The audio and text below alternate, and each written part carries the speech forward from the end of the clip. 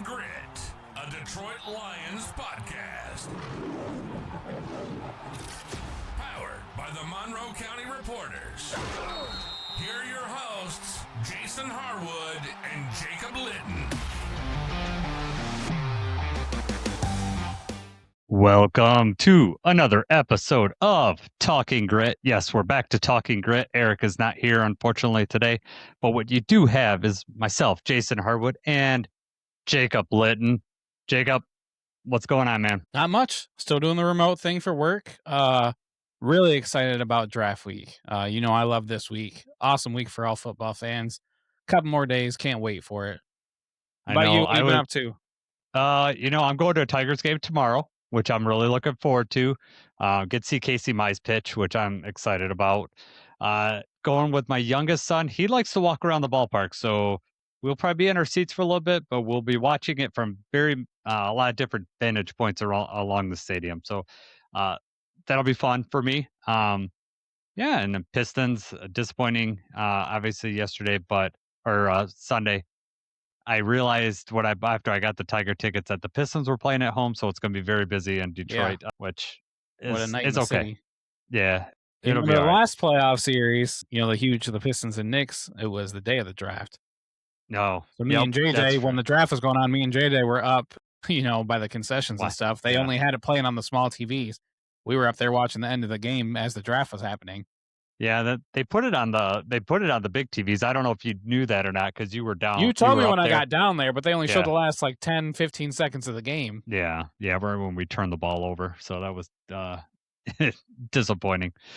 All right. So, we're on earlier today, which is cool. We're going live at 8. A couple more people in the chat than normals we're getting them before their bedtime. I got a new listener, Austin Damon, 9891 or 9811.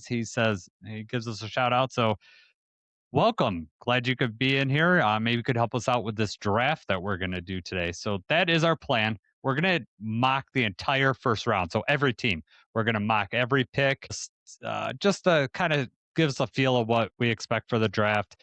We are not going to do any trades just because we're doing one round. So doing a trade is kind of stupid. If you gain a second round pick, it's not going to help you in this mock. So we're just going to ignore the fact that there's going to be trades in this draft.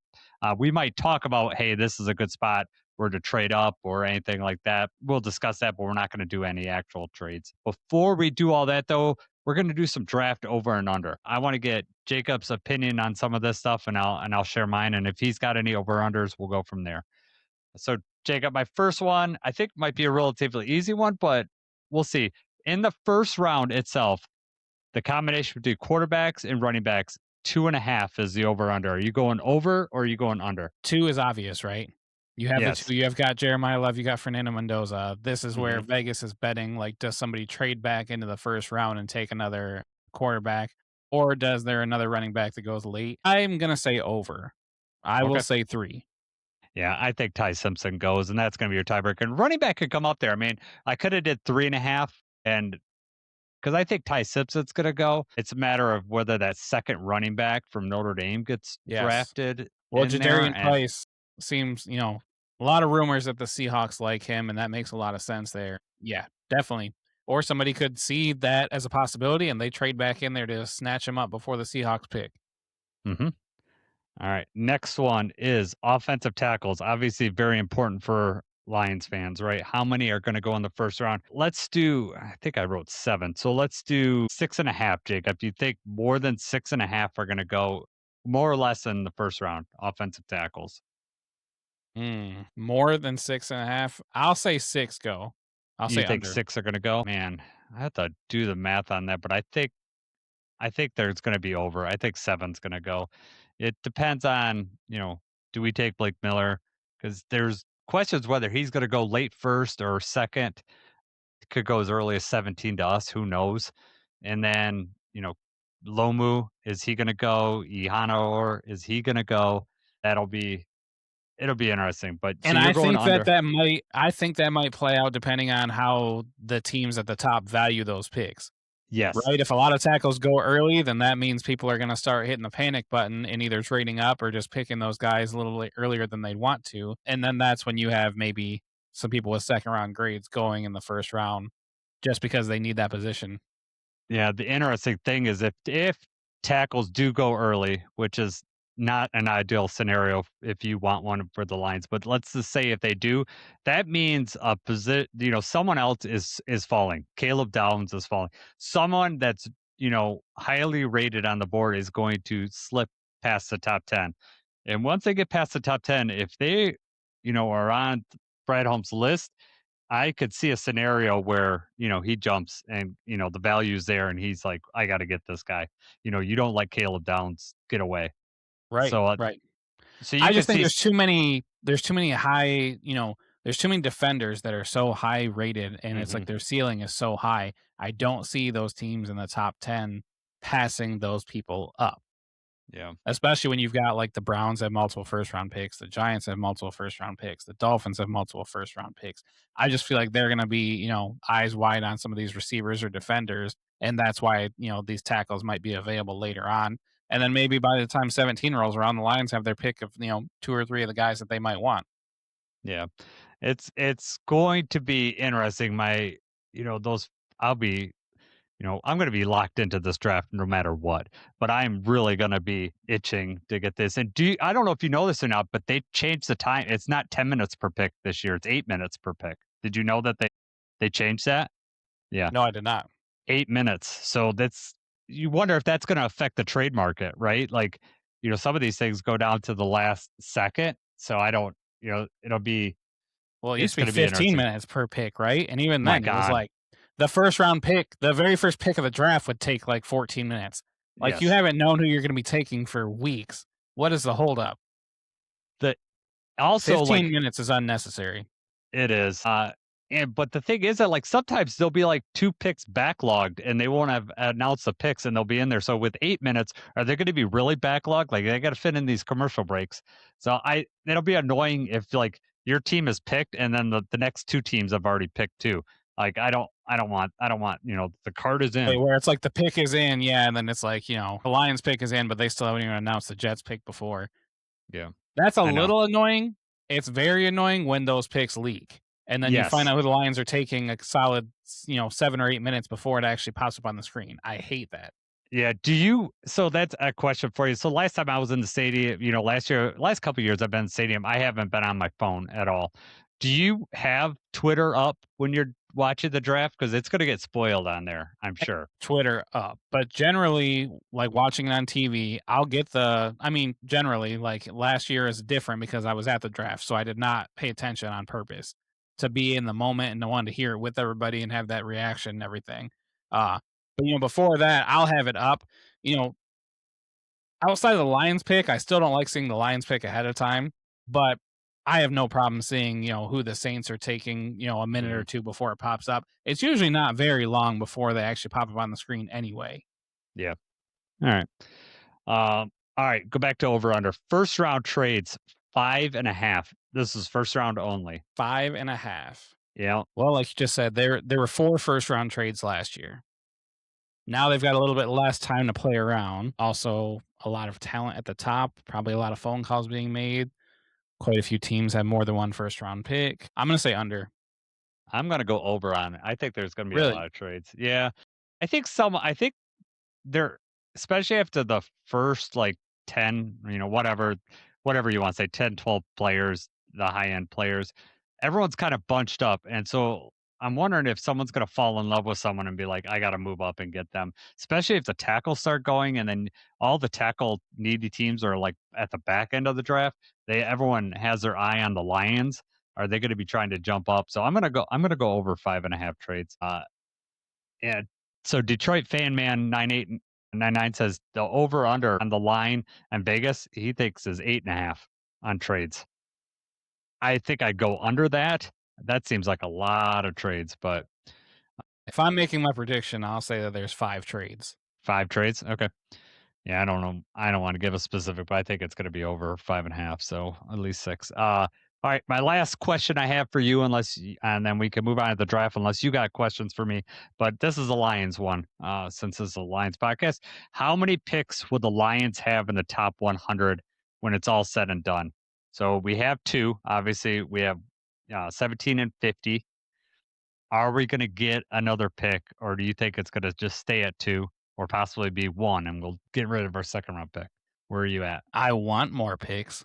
I Mhm. just don't see logistically how. I mean, last year we traded up 3 times, right? Over the course of the draft, Brad Holmes trades up 3 times. You don't have as much wiggle room this time because of those trades that you made last year. Mhm. What was the number that you said? 2.5. Or you're just So saying they how got it. many? They got it. They'd have to gain a pick essentially in the top 100. I mean, you have a couple options in my mind. You trade back from 1, you get a third rounder. That's an option. The other one Right. is you got 2 fourth rounders. You package those up and you could get And in the move up. top 100 And there. yeah. So those are your. So is that my guess? My question is, do you think we do that? We gain an extra pick, so we get 3 players in the top 100 instead of I the 2 guess we're getting now. for S's and G's and for my own hope, I will say yes that we trade those picks and get up and make a third round selection as well. All right. I Brad Holmes likes to jump up into that third round. I just hope it's for a player that's going to be used this year. Right. So we'll see. I'm going to go Somebody from Ecuador that we've never heard of before. Ecuador. Yeah, we don't know how he's going to play because he's never played against any college competition, right? Right. We don't need that again. We do not. All right, man. We are going to use the Pro Football Network mock draft simulator. We're going to use that. We used it for the other one. Like we said, we're going to do the whole draft. We'll try to be as descriptive as possible for the people that are listening just on Spotify or Apple or whatever service you use. If you want to see it, we have video on Spotify and YouTube, and then you can kind of see what we're looking at. But I don't think it's going to be, entirely necessary. Jacob, we got to figure out which one of us is going to go first. I don't have a coin here or anything. You got any way? Do you want the first pick or do you want me to have it? I mean, the first pick should be a gimme, right? Right. You But it can go. matters. We Let's got to go every other one, right? right. Yeah. I'll let you pick first. Okay. Are we just going to say the first pick is Mendoza and we're going to move on? Yeah, I'm not Well, then even gonna. you can pick 2. You can make the second, like the first actual, Oh, okay. because that would already be the shock of the century if Mendoza does not go first, right? I Right. mean, Exactly. All right. So I got it up here. We are using the draft board for wide left. So Arif Hassan, who's been on the show many times, has his own consensus board. So we're gonna go with that. I like it better than the Pro Football Network one. So all right. So the first pick is obviously we're gonna go Mendoza. All right. Second pick, we have the Jets. They're on the board, and we decided that I'm picking for this one, right? right. So I don't know if you saw this, but David Bailey, they canceled David Bailey's visit. I They did. said don't read into it. Of course, they're going to say don't read into it. Yeah, But that means 2 things, right? Either one, they're 100% sure that's who they want. They don't need him to make another visit. They're taking this kid. Or number 2, they're 100% set on somebody else and they don't want to waste his time or their time by having him visit. So how are you feeling? What do you think? Well, oh man, what do they have to gain by canceling that visit? Is what I'm thinking. It could be a smokescreen. Who knows what they're thinking? Do you need a smokescreen when you're picking number 2 and number 1's already No, sold though? and number one's Right. already done. You essentially Right. have the number 1 pick, right? Because you get, the number 1 pick's already been decided. I'm gonna go with Arvel Reese. I'm Okay. just gonna Wow. say that they're gonna pick him, and maybe they've already decided on him, but they're going edge. They've traded away everybody on their team, so this will be a good starting point for them. All right. The Cardinals are up next on the clock. They could be the first team to take an offensive tackle. Obviously, they need QB. You're not going to take Ty Simpson here. They No. could A lot of also take rumors an that I'm RB. hearing. Yeah, a lot of rumors that I'm hearing is that the Cardinals might really like Jeremiah Love out of Notre Mhm. Dame. Yep. 3 is very, very high for a running back, especially when they've got other needs. In my head, the first 3 picks are going to be Mendoza, Reese, and David Bailey. The question is, does David Bailey go to the Jets or does David Bailey go to the Cardinals? Cardinals. So in this situation, this is how it played out. Arvel Reese goes to the Jets. I think the Cardinals would take David Bailey. Okay.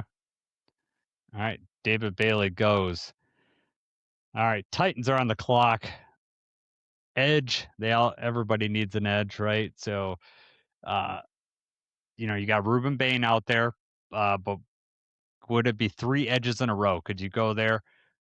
You got Caleb Downs. Could be. They don't have safety as a need, but he's also they have needs at linebacker. And Caleb Downs, depending on your scheme and whatnot, you could go with him in that situation. Um, they who was it Legarius Sneed that they traded with? It was a disaster trade with Kansas City a couple years Right. ago. Yeah. Do they need a corner? Because you could go with Delane, but that seems very high to draft that corner. I think they're going to go with Sonny Styles, the linebacker from Ohio State. So 2 out of the first 4 are Ohio State. 3 out of the first 4 are Big Ten players. I agree with that pick 100%. I think that makes a lot of sense, especially with Robert Saleh. And I don't know if you saw that Sonny Styles, like the comp that they're making for Sonny Styles is Fred Warner. So that he's like a Fred Warner type of linebacker. So I'm sure that Saleh is all about that. Yes. It just makes a lot of sense, especially with the board playing out the way that it is. All right, let me Dan Paska's on here. He's got a comment. I want to get your reaction to it. I'll put it up here. Monroe Freeling interview with Kay Adams was interesting. He said Tate told him they only contacted him once, meaning the Lions only contacted him once. So he's like, who knows what interviews mean? Hope you guys are doing great. Go Lions. So hey Dan, the Lions have been, I just want to get the Lions thing. The Lions have been so sketchy with their interviews. Like we don't know, like really their top 30 interviews have been sketchy. They are keeping that really close to the vest this year. So that's been a good, I like that because we've typically been taking people in our top 30. So I think the Lions wanted to keep that secret. So, in this age of, of just misinformation, I am super on board with us just telling agents don't tell anybody what we're doing. Yeah, definitely. It sucks for us as fans because I want some intel. I want to I want to know who's been in the building or who they're talking to, or try to see how close we are or who might be on our radar, and there's just no way to tell. I mean, you look at these top 30 visits, there's a lot of these that are very, very extensive. But then you've got teams like the Rams and the Lions that are just hardly letting anything out. Very few people on this list, and a lot of them are just like pro day conversations and different like local visit stuff that you take with a grain of salt. Yeah, it's not the same as like those official visits, and you don't know how these we don't have any like high profile top 30 visits on here outside of Lomu. Yeah, Caleb Lomu, I think, is the only one who was a first round grade who was a top 30 visit publicly. Obviously, they're making these top 30 visits. We just have no idea with who. Yep, exactly. All right, man, you are on the clock here. We got the Giants with their first of their 2 top 10 picks this year after the Dexter Lawrence trade, which I think is a steal for the Giants. I think they made out really good with that trade. But anyways, first pick. Who do you need me to move around the board or whatever? I assume you're going to draft one of these top guys here, but who are you thinking for these Giants? I think that Joe Schoen, the GM for the Giants, is going to try to, correct his mistake by letting Saquon go, and I think that they're going to pull Jeremiah Love right here, especially because they have that safety net now of that number 10 pick.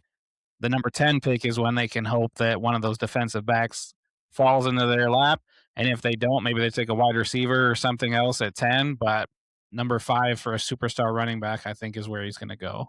All right. What do you think about that with their other running back that they have on their team? What do you think he's going to think about that? Which running back? The one that pounds his head into everything. Scadaboo? Yeah. There's no chance that they go into, very little chance that they would go into this season with Scadaboo being the starter. About? No. That was never the plan for him to play like that. Yeah. And it should never have been the plan. He's a gadget guy that you come out, run somebody over. Let's give you a couple carries a game. We're not gonna, we're not gonna pass up on Jeremiah Love because we've got Scadaboo on the roster. Yep. All right, man. We got the next team, Browns. perennial top 10 picking team. That was us not too long ago, right? We have not been picked in the top 10 lately, and I'm going to keep it that way. Browns, they need. This is the first team that could take the offensive tackle, right? They could take this here. Do they want some weapons for Shedeur Sanders? They might not be able to protect him, but do they want some weapons? The Browns, and they seem to be a team that's going to swing for that. I think it's hilarious that their needs is QB. As many as they've taken, as many as they have on their roster, their needs are a QB still. And they obviously need offensive guard too.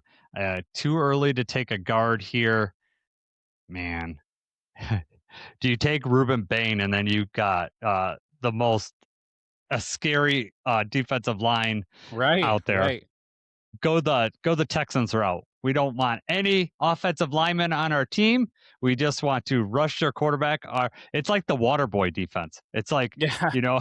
It's like just like sack the guy, cause a turnover, take it, let the defense score. That's what I would call same color scheme, right? Yeah, Or exactly. Yeah. Man, I am stuck on this one.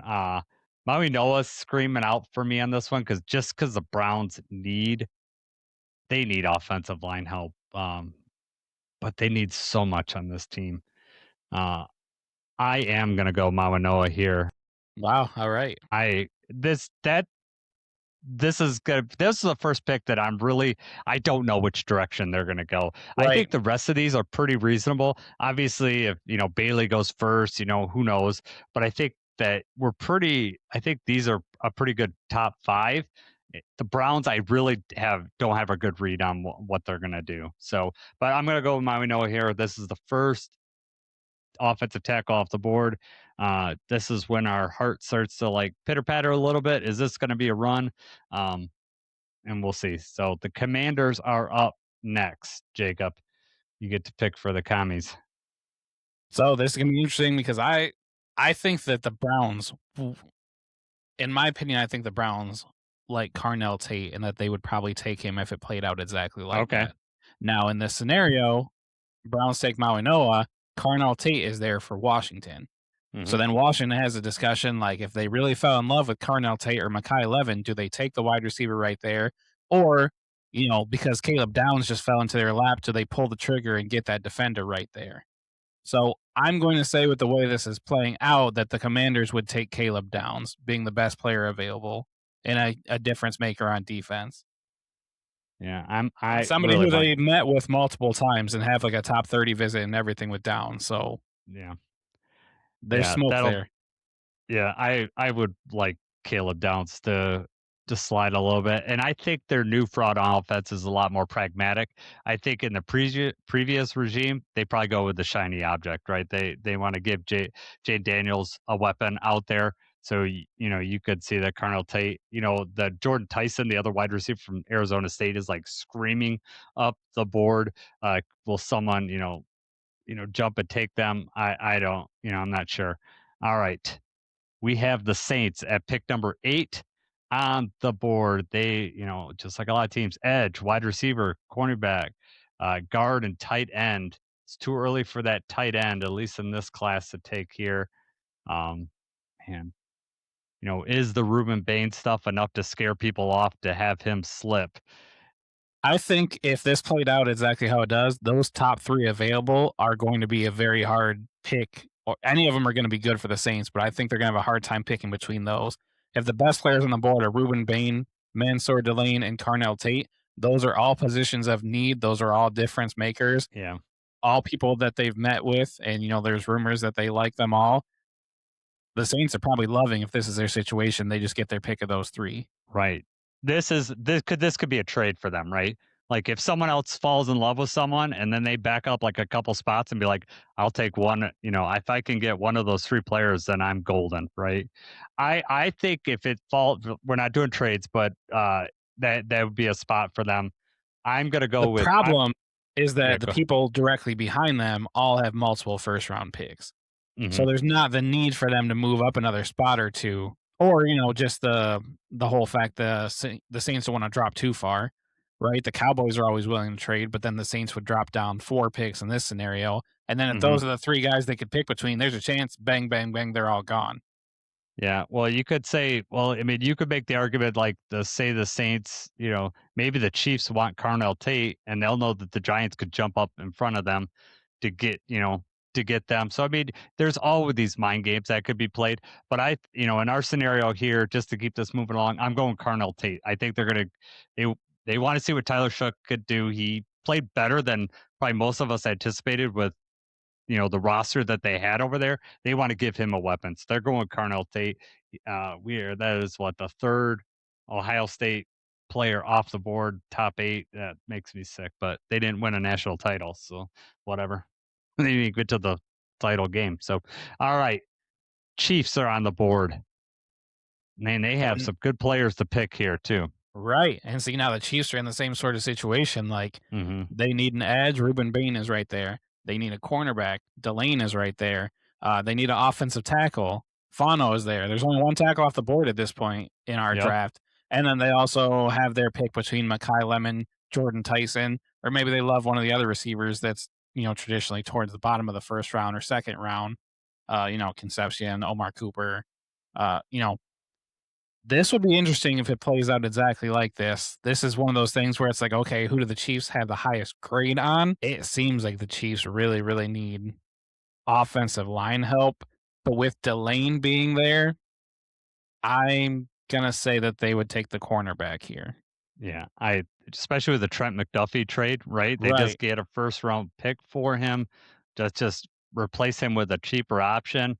And yep, 100% on board with that. That's where I would have pulled the trigger at. Now we're up to 10.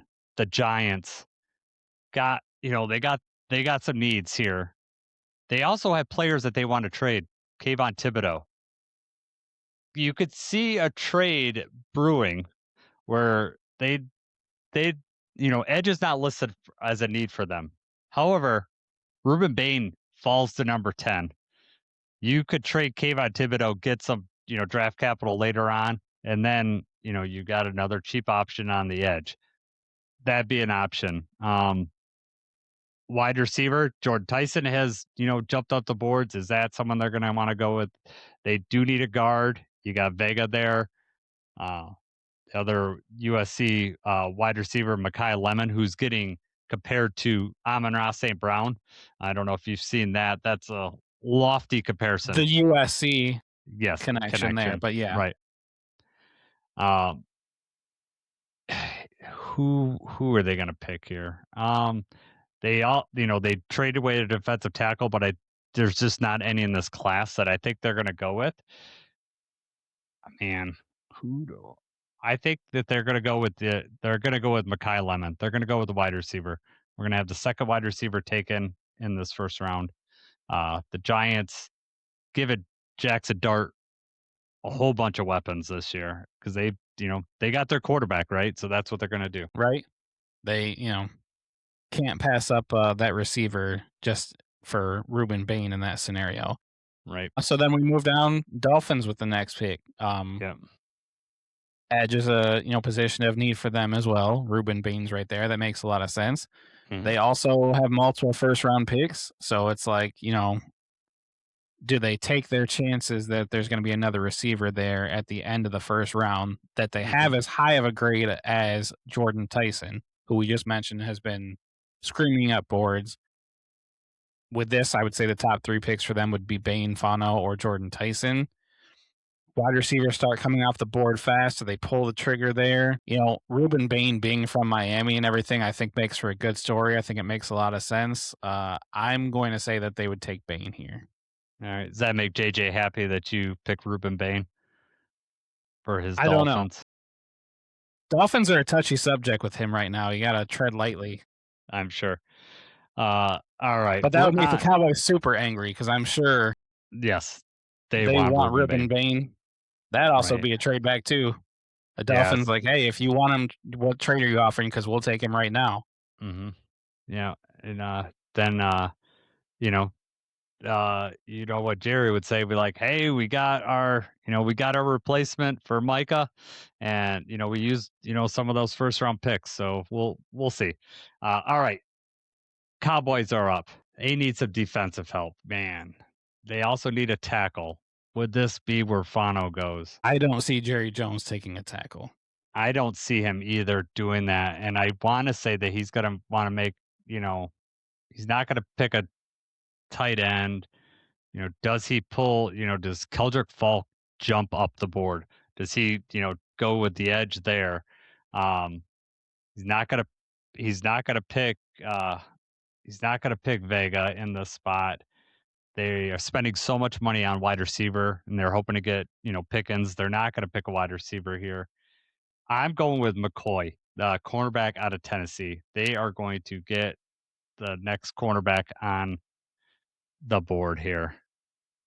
I like that pick. They've met with him. With the way the board is laying out, I think it makes a lot of sense. I also would not be 100% surprised if they pulled the trigger on Thieneman out of Oregon or McNeil Warren out of Toledo and just took one of those safeties there. Yep.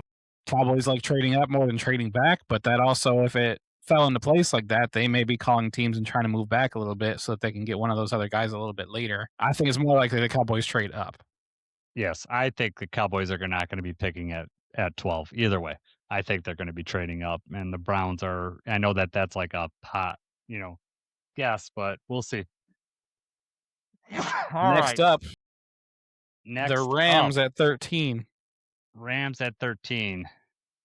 And like I said, this is another one of those things where if you try to do any sort of scouting or whatever, try to see who the Rams are talking to, where the Rams are leaning, there's like nothing out there. Maybe like two or three confirmed top 30 visits. So if you're the Rams, you're just looking at best players available. They do need offensive line help. And at this point, Fano has dropped a little bit. Yep. They also could try to take a receiver. Jordan Tyson is right there. That would make a lot of sense. I also could see Sadiq, the tight end out of Oregon, going right here. Decisions. If I am the Rams, oh man, you know what? I'm going to say that they will take Jordan Tyson, the wide receiver out of Arizona State. Wow, good take there. Worried about Puka, huh? With his off the field stuff. That's up in the air, but also Devontae Adams is, not as young as he used to be. Yep. All right. Jordan Tyson gets plucked at number 13. Did not see that early in the draft cycle. That's for sure. All right. The Ravens are up. These are the Ravens will steal a Lions type player, right? Because so Fanu could go here. They need defensive tackle help. It sounds like maybe they're going to get their defensive tackle back this year. What's his name? I can't remember. Matabuke, yeah. So it sounds like there are reports coming out that maybe he's going to be back, or maybe they put that report out now, so gets them off of the defensive tackle stuff later on. We'll see. I am actually going to go. They're going to go with Vega here. They're taking this offensive guard. They want a mauler down there. He is a mauler. I'm going with Vega. So offensive guard from Penn State off the board, Jacob. I could see that happening. Yep. All right. You have number 15, the Bucks. They are on the board. Tampa Bay Buccaneers. What do they do with the way the board is laying out here? At some point, they got to take a linebacker just to piss our buddy off out there. Right. This is another one where it's like, man, do they pass up on Kenyon Sadiq, the tight end out of Oregon? Yeah. They need an edge. Falk is there. Messidor is still there. I don't see where he's at on that list, but Messidor out of Miami, local. He's 23 down there. He's a little bit. That'd be both the Miami edges going to Florida teams. Defensive tackle. I mean, I don't know if you have one highly rated enough right here. Also with the cornerbacks, right? Man, almost with value. Sadiq is just staring them in the face. Right. That's where I was leaning, but that's the thing about tight end, right? Is he's the only one with the first round grade on it. If that's who you want, do you Do you dance around? Do you try to trade around? Is somebody going to swipe him from you if that's who you want? Mm-hmm. There's value that you can get by trading back. But if you're in love with the person, like we know Brad Holmes, if you fall in love with him, that's who you want. You're going to do whatever you can to get him. So in this scenario, if they love Sadiq and he's right there, then they're going to take him. I'm just going to go ahead and say that they draft him here. And there goes the first tight end. All right, Kenyon Sadiq goes. What our buddy Tampa Tones would say about that? All right, Jets on the board. Lots of needs. They traded away everyone on their roster. Early in our draft, they got their edge with Arvell Reese. They have needs at wide receiver. They, could get a quarterback. I don't think there's any linebackers that they would need here, and the guard that, is the top guard's off the board right here. Man, I think they don't have cornerback. I've seen Ty Simpson mocked here, and to me that just seems That's very way high. too right. Yeah, I don't see that. I don't see it either.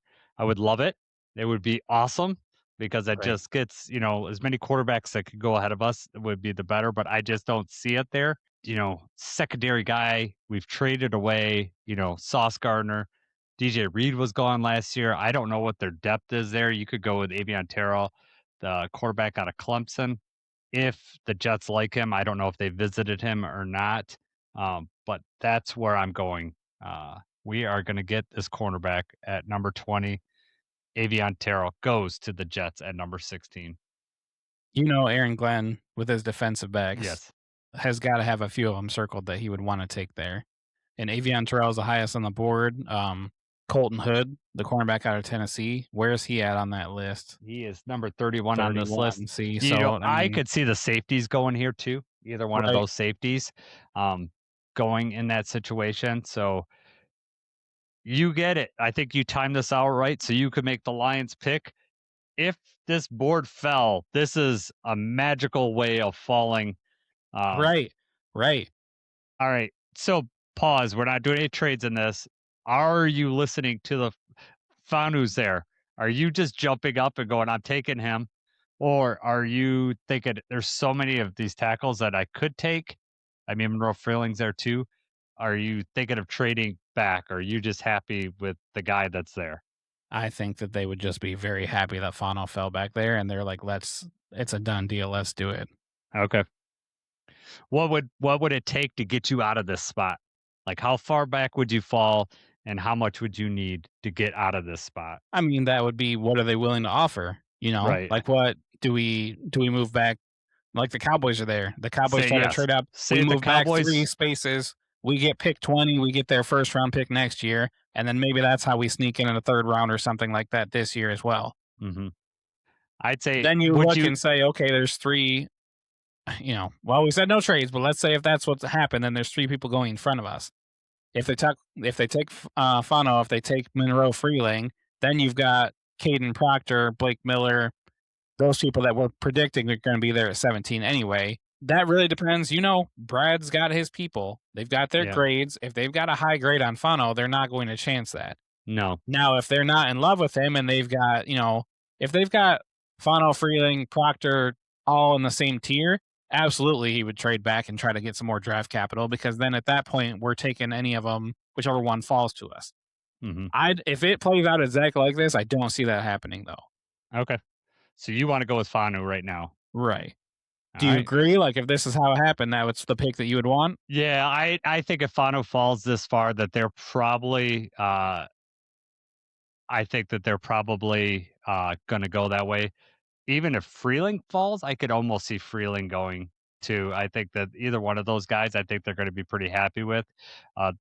Freeling falling past 17.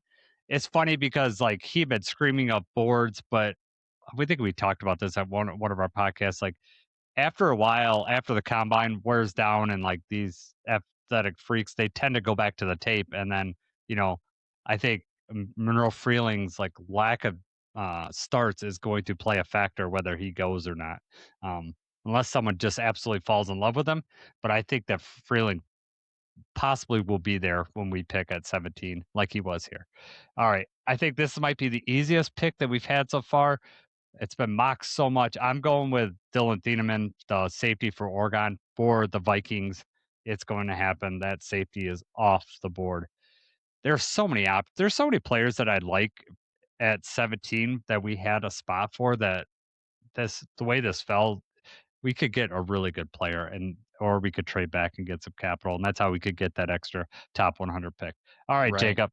It's funny though, Panthers. the Thieneman thing, the Vikings, almost every mock that I see has him going there. And it Yeah. reminds me of when Najee Harris, when he came out, almost every draft pick or every mock draft that I saw had him going to the Steelers.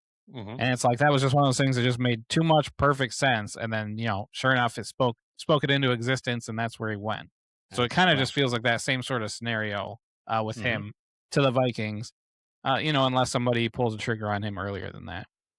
All right. We are up to pick number 19, Jacob. That is you. It's the Carolina Panthers. Do the Panthers take an edge here? Do they jump the gun and try to get another wide receiver right now because they need one? Interesting. Safety just went before him. Do they love another safety? I'm going to say that Keldrick Falk out of Auburn is going to go to the Panthers in this scenario. Yep. Replacing Wanham with Keldrick Falk, huh? All right. We have the Dallas Cowboys. Let me remind myself, they took a cornerback in the first pick, Jermod McCoy. So they are pissed that edge just went. I don't think they're going to go with defensive tackle because they are just happy there. But Messidor is screaming out my name in this one, so I'm going with Messidor. That just seems like pick. Miami. Michael Irvin's happy, right? Miami, University of Miami goes to the Cowboys. So I'm going with Messidor in this spot. 21 Steelers is up. Is this where Ty Simpson goes, Jacob? You get to decide. I was going to make that joke. Man. Yeah. I think if you're the Steelers, they probably are definitely looking at what receivers are going to be there. I know Vega Ion was like heavily mocked there, but in ours we've got him going earlier to the Ravens.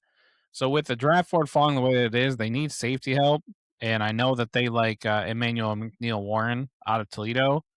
Who's the tackle? We still have a tackle up there too, right? Is it Freeling? We got Freeling is still on the board. You got Freeling, Lomu, Proctor. And Proctor. Lomu. Yeah, see, back to what I said before, I just feel like the tackles, if it goes this exact way, then obviously we're not going to have like an influx of tackles early on. I'm going to say McNeil Warren goes to the Steelers. All right. McNeil Warren. We took their safety, and now they're going to replace him. We took Chuck Clark from them. All right. We have I almost said San Diego Chargers. It was so close, Jacob, and I caught myself. I am going to say the Los Angeles Chargers are on the board. They need defensive help. The edges are gone unless you want to go TJ Parker. He's on the board. Yakis is still there. People are talking about him jumping up, but I think 22 is really high for him. And crazy high. Yes. Yep. It is. I don't think they're going to go with.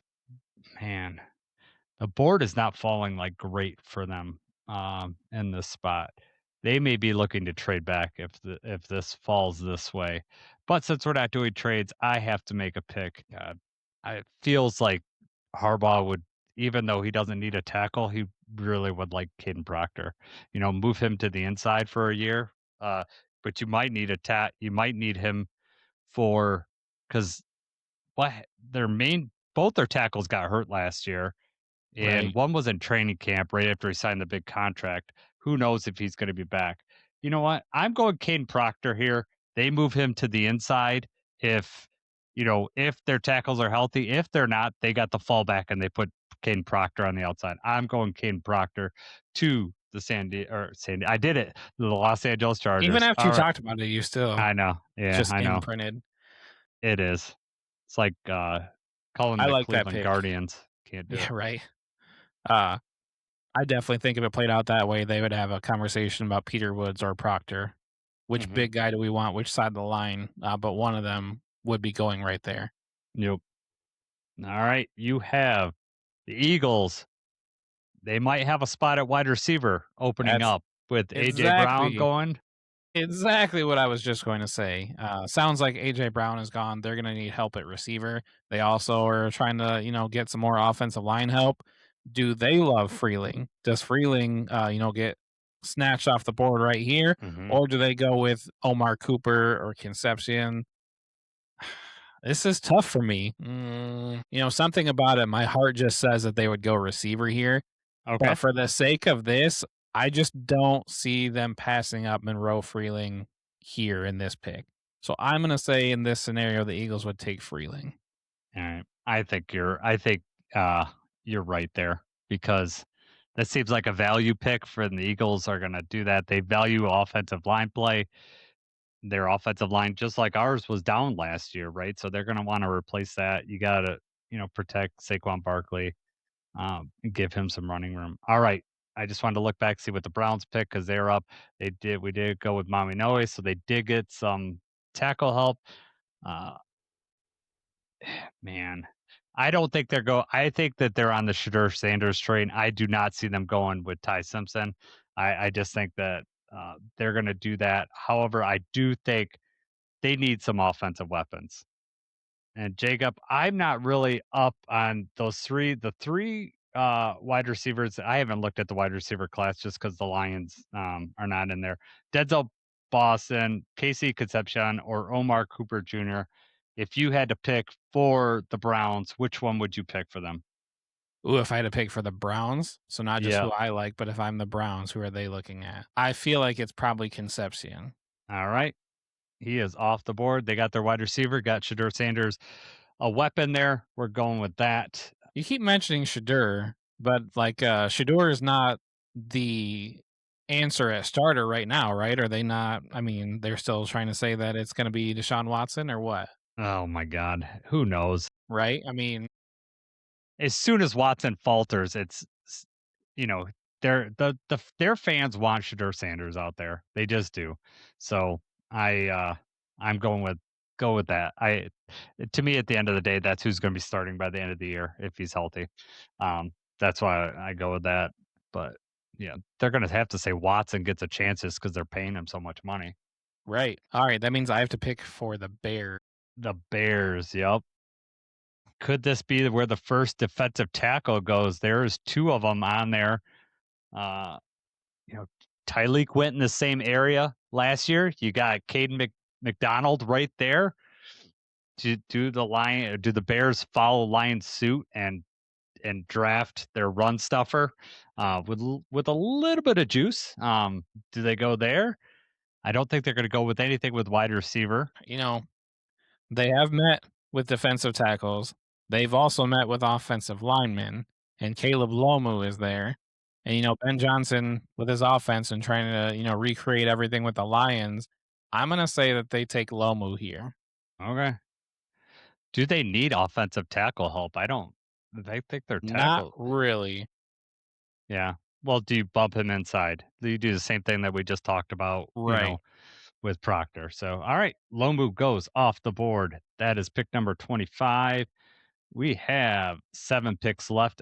I am up. We have the Buffalo Bills. The Buffalo Bills. I think the linebackers are still too early to take here, although if they really fall in love with one, they can go there. I don't see any offensive guards going here. Do they want to get Josh Allen a weapon? Or does TJ Parker, the edge, go here? Ah, man. I'm going to go TJ Parker. They take the edge right here because they're jumping up in front of the 49ers. I'm going with TJ Parker going to the Buffalo Bills. San Francisco 49ers are on the board. 49ers gonna need wide receiver help, and there's still a couple of those receivers right there. Mm-hmm. They still need edge, but now the next edge I don't even see on there. Who's the next highest rated one they have? Yaka or Cassius Howell's on there, and then you have probably Yakis after. Oh, Zion Young is still on there. Yakis is the 50th rated on overall on this board. So your top rated player is a defensive tackle, Peter Woods out of Clemson, which I don't think that they're gonna, San Francisco's gonna go there, but they do have a couple wide receivers staring them in the face. I'm gonna say Denzel Boston here. All right, Denzel Boston, wide receiver, Between him going and to Omar Cooper, just one of them has to go to the 49ers there. If yeah, Concepcion's already gone. give Brock Purdy a weapon over there. All right, here we go. We got the Texans. Man, this is. Let's see. I want. They need so much offensive line help, but are they smart enough to take it? I don't know. I think any of the like you've got the defensive tackles, Peter Woods, Caden McDonald both there, and Colton Hood, the corner out of Tennessee. Yeah, I don't think Do they're you going to think go they with take Blake corner. Miller there? I mean, I don't. I don't know. That seems to be, but that might be just me, or maybe Hanador would be. Or yeah. You know what? Let's go. Let's see here. This one's a tough one for me. I don't think Blake Miller's gonna go. This is I'm going Peter Woods. They're gonna take defense. They just want their defensive line to destroy everybody. So I'm going with Peter Woods, defensive tackle, just because I don't think they value offensive line like I do. right. I could see that being the pick if the board fell that way. Yep. And now here we go with the Chiefs. And then Yep. earlier in the draft, we already had the Chiefs taking cornerback with Yep. pick number 9, right? We had them getting Delane. Therefore, Yep. they would not need Colton Hood. Although Yep. that would be a hell of a haul to get those 2 cornerbacks in round 1 and, Mhm. make sure your defensive backs are set for years. They've also got their eyes set on wide receivers and offensive line help. I would think if they were in this situation that they would need to pull the trigger on Ihanashore or Blake Miller. I Okay. just don't know that they would. I don't know what they value Cassius Howell. They do need edge help. He's up there. You got Zion Young there too. If you want a different edge. Let's just say in this scenario that they take Ihanashore. All right. I don't know why I'm feeling that way. That's just where I'm feeling right now. All right. Let's go. All right. Dolphins pick number 30 on the board. Well, let me remind myself who they did. They took the edge, Ruben Bain, in this draft with us. So they're probably not going to go there, but I do think that they're going to take a wide receiver. You know, they got Malik Willis. They're going to want to, and they got rid of all their wide receivers. They're going to need to replace them. I think they're going to go with the national champion wide receiver from Indiana, Omar Cooper Jr., going to the Dolphins. Solid pick. All right. Number And now 31. here we go. Patriots at 31. The Yep. Patriots' top need is receiver, but AJ Brown is on the way, presumably, right? So then, therefore, you take that out, and you're looking at edge, linebacker, tight end, and safety is what they have on there. I don't have my source on this, but some of these mock drafts and some of the research and stuff that I do are the beat writers, like for the Patriots, have a lot of input, and offensive line was on most of their radar, offensive line and edge defenders. So offensive line's not listed as a need on there. But Blake Miller is hanging out right there. Yep. Do they want to just pull the trigger on Cassius Howell, or do they have like another edge or somebody that they're willing to take just in the back half of the first round? Zion Young, I'm going to say that they'll take Blake Miller here at 31. Blake Miller goes. All right. So I put 2 offensive linemen in spots where that was not necessarily needed. So No, it happens. All right. Now you have the Seahawks at 32. Edge, running back, offensive guard, center, and cornerback. So Colton Hood is there. That's probably going to be my pick, to be honest with you. yeah, you had Jadarian Price is rated number 54. Yeah, I was Down looking there. at that. I just think that It's just that's one of those too. things. Do they love him enough, and do they want that, the first round, the 5th-year Yeah. option on that running back?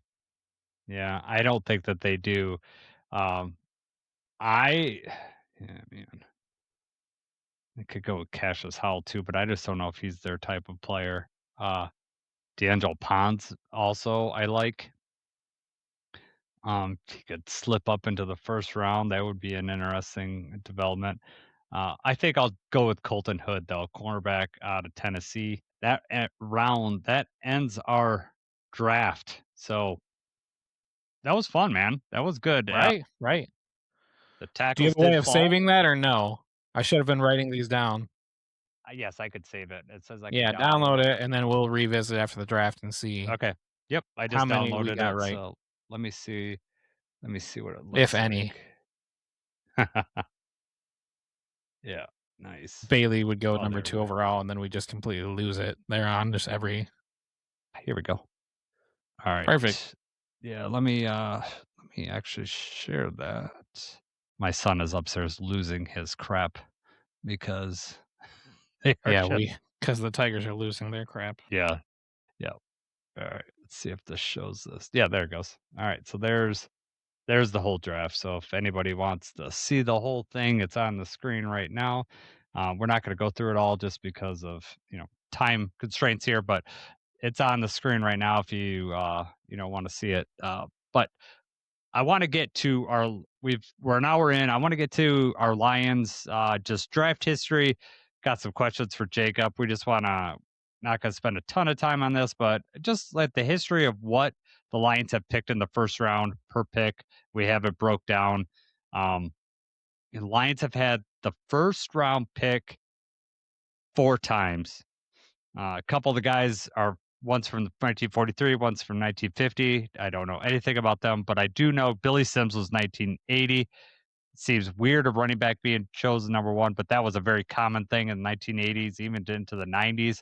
Running backs could go number one overall, and probably the best number one pick of all time for the Lions, Matthew Stafford, quarterback. He's going to be in the Hall of Fame. Just were you, if you're going back to 09, were you on the Stafford train at that? Did you want Stafford? I did. Yeah. I definitely wanted Stafford. A lot of people wanted that linebacker that ended up going to Seattle. Was it Aaron? What was his name? I can't remember. There was a lot. He was out of the NFL within a couple of years. Just Aaron Curry. yeah, Aaron Curry. Yep, went out and Stafford, and then we got, I remember the initial years was like Sanchez, like had gotten to the AFC Championship, and everyone's like, right. "Oh my God, we picked the wrong quarterback," and now Sanchez is out stabbing people, and Stafford's still in the league. Burn. Yeah, exactly. So, yeah, I don't think there's much to debate about who the number one quarterback or number one pick of all time for the Lions at the number one pick. Agreed. All right. Number two, we've had quite a few picks at number two. First two are from 1947, 49. We're not going to worry about that. Charles Rogers is number two as the first one. That's 2003, 2007. We redeemed ourselves with the number 2 pick. That's Calvin Johnson. And then in 2010, we hit it out of the ballpark again with Ndamukong Suh. And then in 2022, lightning doesn't strike twice; it strikes 3 times. Jacob, we get Aiden Hutchinson. This is Had a lot tough of luck one. with number 2. We have first 3 picks were bad. The last 3 were amazing. Man, I was excited about Charles Rogers. Yeah, I was too. And then he scored touchdown in the first game. You think, oh my God! And then yeah, Joey Harrington, Charles Rogers, we're gonna break this curse. Yeah, they were not. Oh, all right. So Calvin Johnson, Ndamukong Suh, Aiden Hutchinson. Now, you got to say Calvin's the best out of there. I mean, he's Hall of Famer. Agreed. Aiden Hutchinson is definitely recency bias in there, but he has the opportunity of doing this. They win a Super Bowl, that puts him in another category that Calvin could never reach. Super Bowl winning. Honestly, just another solid season.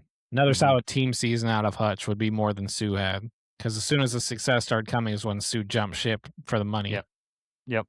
And Hutch is, just the antithesis of what Suh was about. Like just a good guy. I'm not saying Suh wasn't a team guy, but I never felt like it was a team. A team together, fighting all together at that time. While Ndamukong Suh was an amazing, amazing player, I'll take Aiden Hutchinson, all day, every day on that. But that is a good debate to have, and it obviously can't be over until Aiden's career is done. It wouldn't be fair to Aiden, but he certainly has an opportunity to overtake Kelvin with more solid play and getting a Super Bowl title. All right, A number lot of number three. 3 picks as well. Yes, a lot of number three picks. Most of them.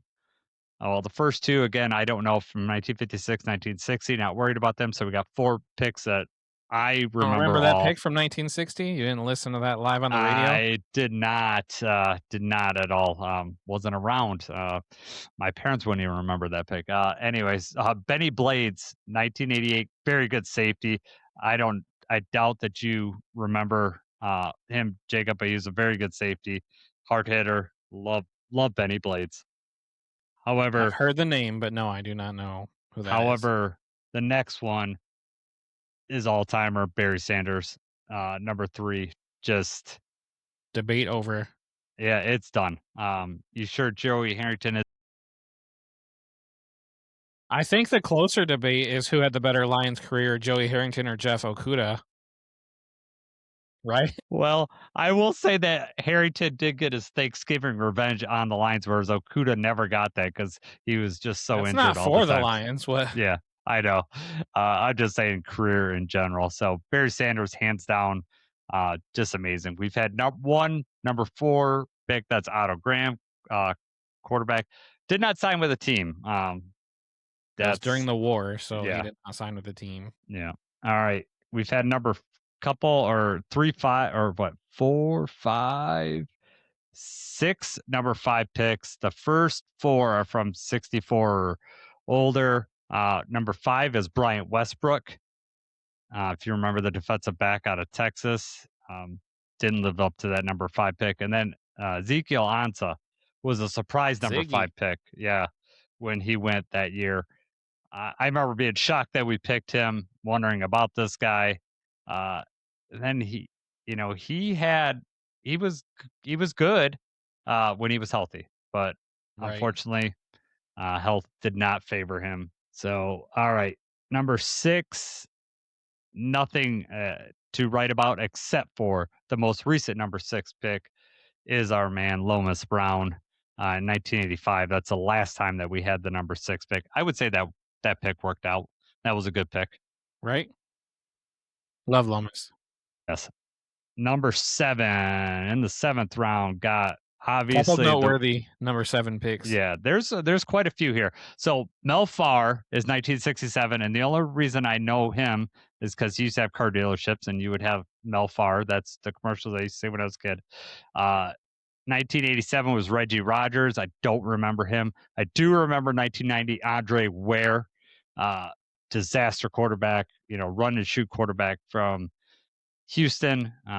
Talked about that in our opening podcast, Jacob. But the next two Lions fans will remember Roy Williams, wide receiver from Texas, and Penei Sewell, all world tackle for our Lions. Maybe moving to left tackle this year. We will see. So I mean, know Panay doesn't have to do anything else to be the best number 7 pick in Lions history. It's already he's there. I remember about Roy Williams, always did the Texas stuff. It was good that he went back to Dallas. I remember being very happy with the trade return that we got for Roy Williams at the time, but we probably screwed up the trade and he screwed up, everything about that. But yeah, Penei Sewell, hands down, best number 7 pick that we've ever had. All right. Number 8. There's 3 from 1974 and below. We're not going to talk about that. The one I will talk about is from 2019, number 8, TJ Hawkinson, tight end out of Iowa. I was at my buddy Justin's house. I was so mad that we took a tight end at number 8 overall. I was just fuming at that. I was like, I want anyone but him. And it's not that I didn't like TJ Hawkinson. We had so many needs. I just didn't want to take a tight end at number 8. Right. Not a fan of the tight ends in the first round. No. I mean, it's okay at the back end. I mean, if Sam Laporta would have went in the first round, I could, I'd be happy in the end. But it was just not happy with TJ Hawkinson. All right, number 9, we got two linebackers that we taken there. Chris Claiborne, 1999, and then Ernie Sims, 26. I was pumped Both. about Ernie Sims. I What? remember Ernie Sims. I said I was pumped about Ernie Sims. Yeah. I remember he had like a cover, or like, that was back when I used to subscribe to like ESPN the magazine, and it was a big deal when the magazine would come out with the mock draft in it, right? Because then obviously it's not just readily available on the computer. You get the magazine. My Yeah. God, it's here. You come home from school. I'm like flipping through the pages and like seeing the prospect list and stuff. I want to say that Ernie Sims had a picture with him with like a snake or something like that, or maybe like a chain around his neck. He had some sort of thing that just looked really cool. And obviously he was a big linebacker, hard hitter, and everything like that. Yeah. I don't think he lived up to the number 9 pick. He was solid, No. but he wasn't anything amazing. All right. We had lots of 10 picks. So Alex Karras, he's pretty famous from 1958. You don't really know the next three guys, but number 9 from 1991, Herman Moore, wide receiver out of Virginia. Huge Herman Moore fan. Loved him in the 90s. You probably didn't get to see him enough to really appreciate him, but he was a solid wide receiver. The next time we got number 10 pick was 2005. Mike Williams, wide receiver out of USC. That was like the third year in a row. I think that was the third year in a row that we took the wide receiver. Well, it was right? Charles Rogers. Then it was Roy Williams, Mike Williams. Yeah. Yeah. I remember and Mike Williams had been out for a year at that point. Like, didn't he sit out? Yeah, he sat out for a year because he wanted to get drafted.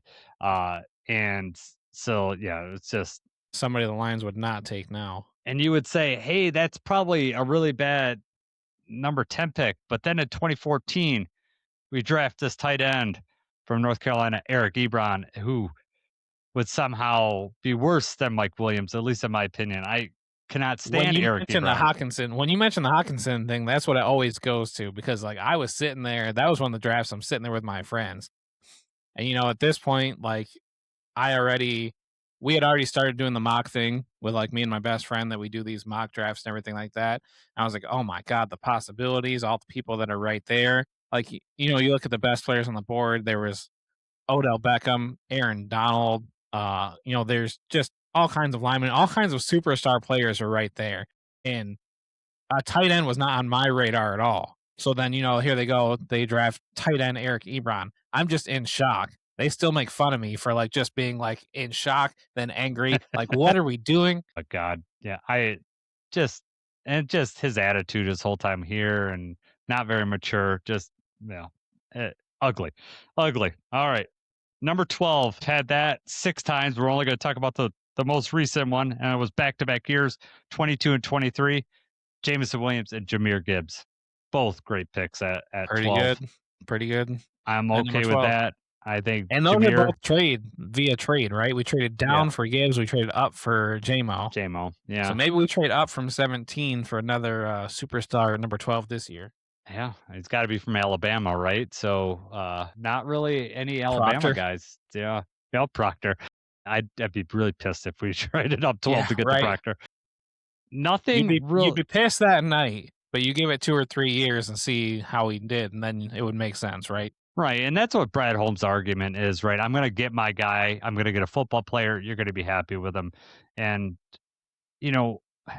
you could sit there and argue about value and all that stuff, and I get that. But at the end of the day, are you getting the right players? For so many years, we were not getting we went through this whole list, right? We're talking about all these guys that busted, right?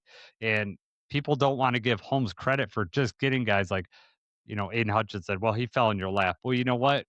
Previous years, they would have jumped for a quarterback, or they would have just tried to be the smartest person in the room instead of just taking the guy.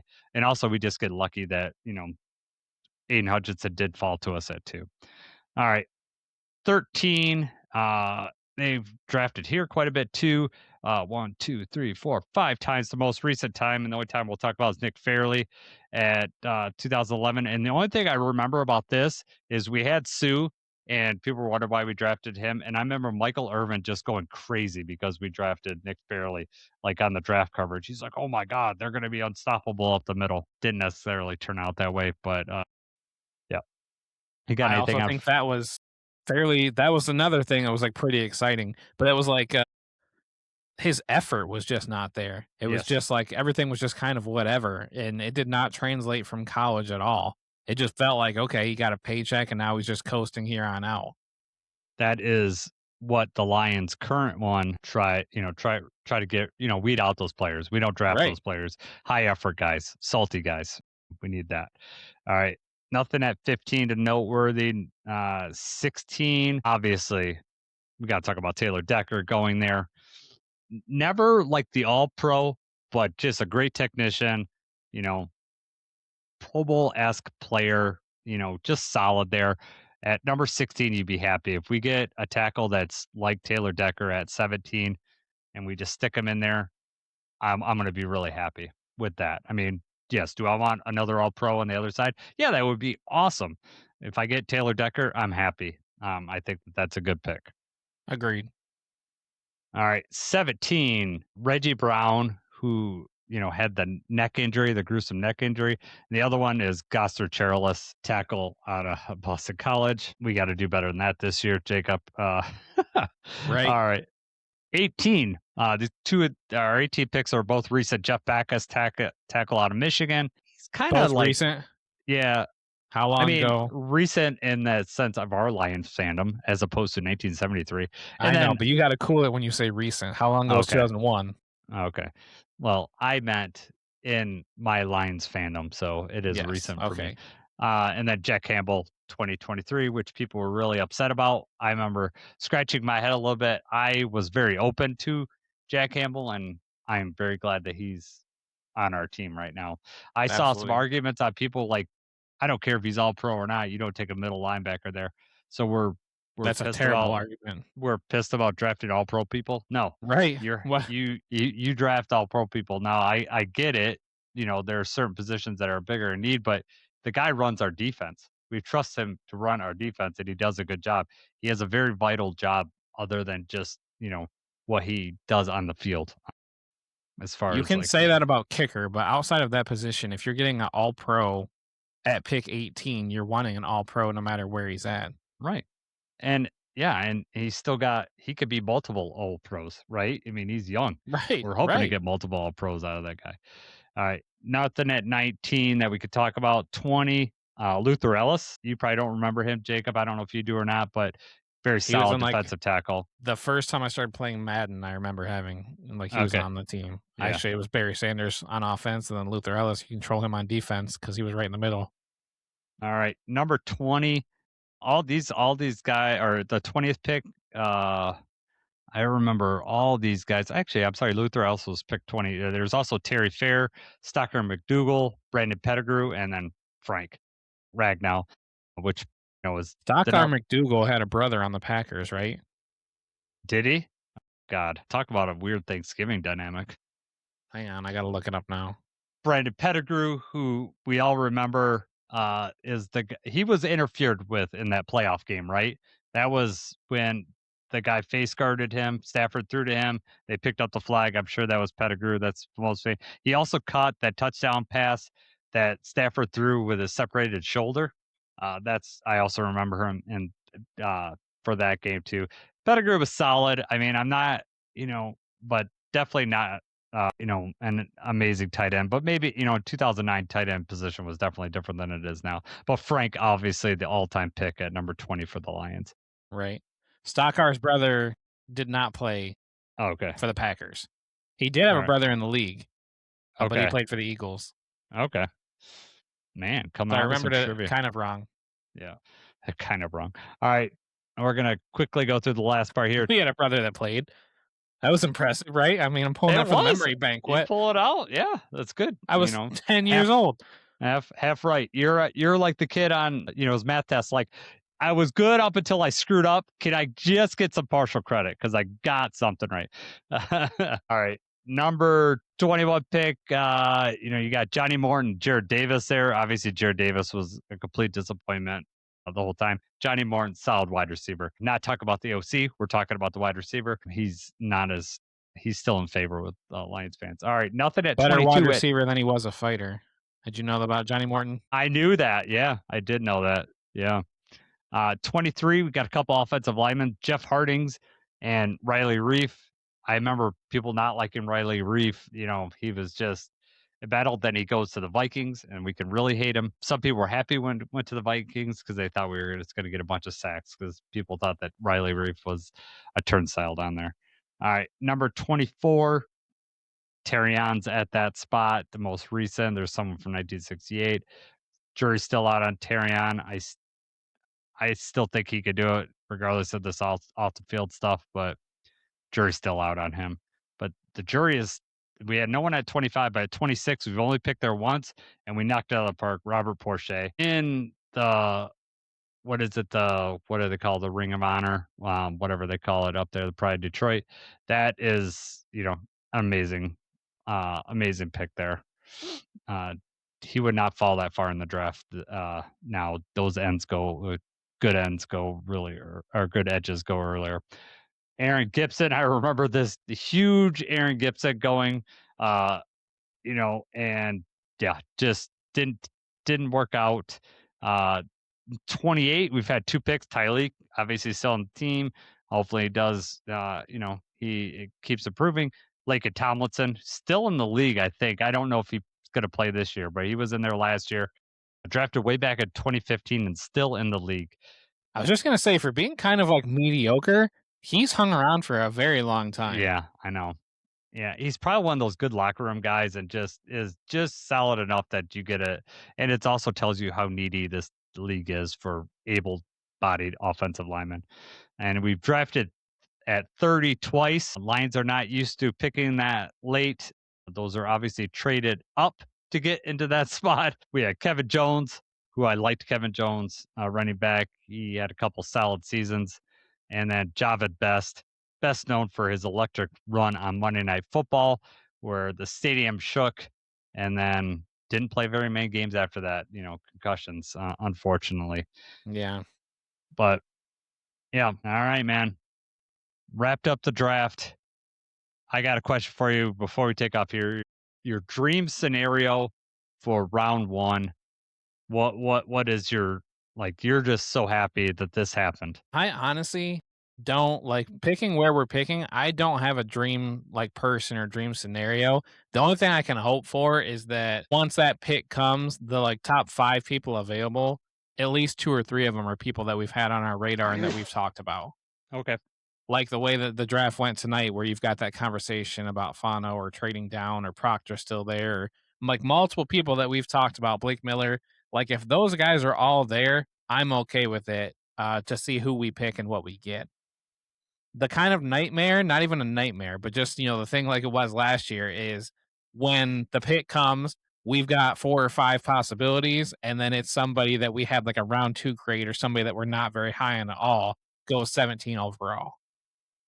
Because then right away we're answering the questions from all the Lions fans about what the heck Brad Holmes is doing, and he's rolling the dice again. And despite the JMO pick, the Jahmyr Gibbs, the Jack Campbell, all these other times it's turned out okay, at 17, Tyleek is one thing at the end of the first round in position of need. At 17, you kind of hope that you get a better player than that makes an impact right away. So I don't want the skies falling. I don't want all the questions. I don't want Dan Campbell to have to answer all those questions, Brad Holmes to answer all those questions. That's all you're going to be reading on Pride of Detroit. That's all you're seeing on ESPN. The Lions draft grade for the first round is a D- or an F, or, I just hate all of that. And obviously then you have to wait 2 or 3 years before you find out whether it was a good pick or not. Yep. Yeah, so I don't want that, but I can't say I'd be surprised if that's what happens. Mm-hmm. What do you got though? What's your dream scenario? Do you have a dream player? Honestly, if Caleb Downs somehow fell, I knew you were going to say that. I just think that he would transform the defense. He's perfect for what we play, those 3 safety sets. We don't need to worry about edge as much because he is like the nickel, he could play him linebacker. Like there's just so much that you could do with him. And I think that some people would be pissed about that in the sense that we already got, Branch and Kirby, we don't know both how of whom are not going to be right, not going to be ready, but we don't know. They're not going to understand that even if those guys come back and they're healthy, our defense is going to, you're not going to know where it's coming from. And I like that. I like that a lot. And I think that Shep would love that a lot. So that is probably my dream scenario, that somehow he falls or gets within reach of us and Brad jumps up. I don't think he falls That to was my 17. question. I was gonna say, I that was don't my think he question. falls to 17. I'm willing to move a little bit to give up to him. Am I willing What to give number? up? Dude, I don't Because know. the thing is, I don't think there's any chance he gets out of the top 10. Yeah, But let's I don't say he think so either. does, and he's there at 11. You already know the Cowboys would be like just itching to get him, I and know. the Cowboys pick 12. So you'd have to trade up with the Dolphins at 11, Yeah. I would think. And You're I probably mean, giving up how next big of year's a first rounder. You're probably exactly? giving up next year's first rounder for You that. have to. You might be getting something back, like a fourth or a fifth. You know, you might be getting a But little would you bit be back. okay with that to get Caleb Downs and you trade next year's first? God, I don't know. Also, you're giving up the opportunity to get one of the top tackles, which I think is a big need. So, like, it's you got to think of it that way too. However, at the end of the day, we just talked about it. Like, if we go up and get this guy and he's all pro in 2 years, are we really going to be super upset about that? I don't know if I will. So, I mean, I could be talked into that.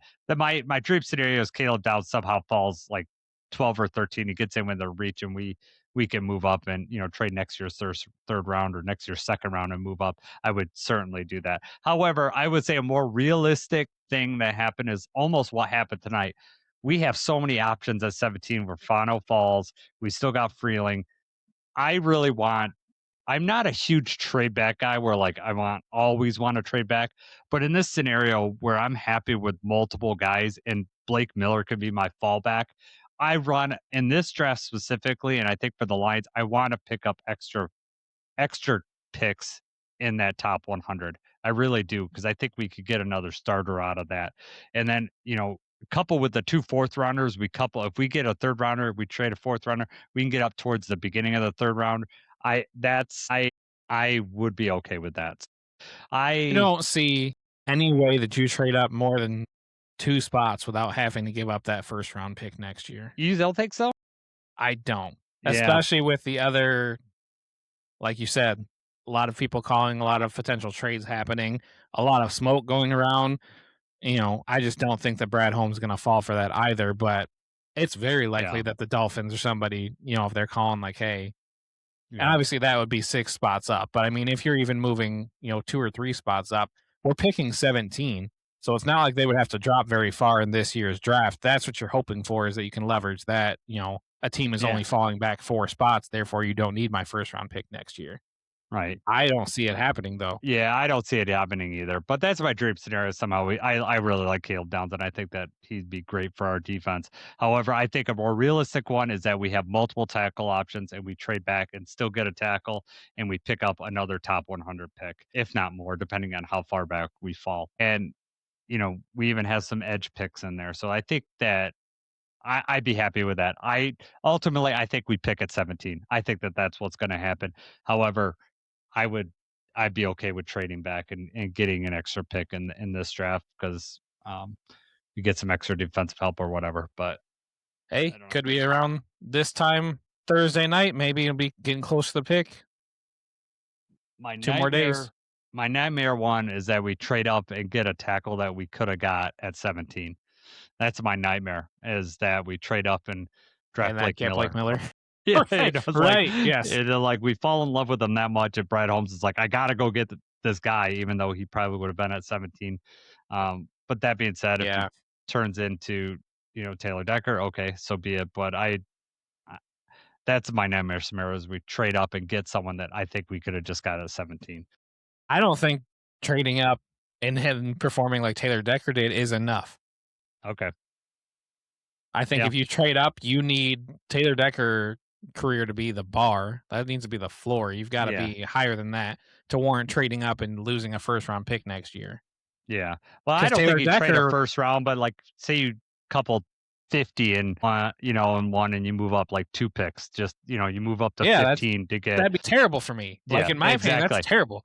Yes. No, that's exactly the opposite. Right. But like to have a career, but like let's say you trade up and then he has a career like Taylor Decker. That's still terrible for me to look back on. Mm-hmm. Yeah. I know Jeremy's worst fear is that people jump us and take the tackle right in front of us.